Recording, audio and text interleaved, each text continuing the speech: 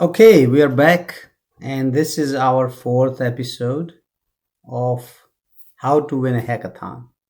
In this, I'm going to talk about pitching, and pitching probably is the most important part of any hackathon if you want to win it.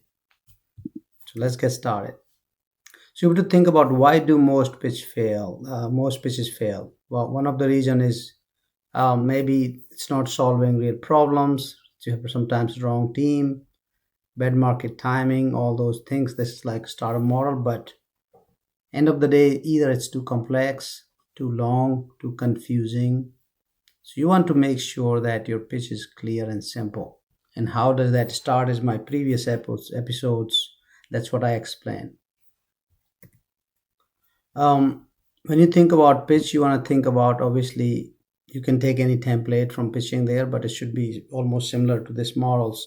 Should clarify what exactly the problem is and how is your solution is solving that problem, and how is it better than existing market solutions if they're already there. Is it again easier to adapt? Is it all affordable? Is it feasible? All those things we have talked in the previous episodes. Now, demo is very important. Are you ready for the demo? How was your demo? Impact, how good impact it is making. If you are building some, solving a problem that doesn't affect a lot of people, that maybe it's not a good problem to solve. And then what does future look like? So this is kind of, you're going to have at least these five goals in mind when you are pitching. It's almost like you're thinking like pitching a startup, but in this case you're, where focus is just from problem to solution and pitching. Now, delivery is very important. Again, as I said, communication is the key, presentation is the key, because you can have this amazing product if you don't know how to explain it to judges. It doesn't matter, right? If they are confused and they don't get what you're trying to build, it's really hard to win. So think about delivery matters. So you have to almost like speak clearly, practice a lot, keep it short, show confidence, practice multiple times, practice with the team. Again, this practice should start early. It should not be the last 1 hour task. Let me practice the pitch. It should be in your team. If you have multiple teams, you should divide roles. Make sure who is pitching what.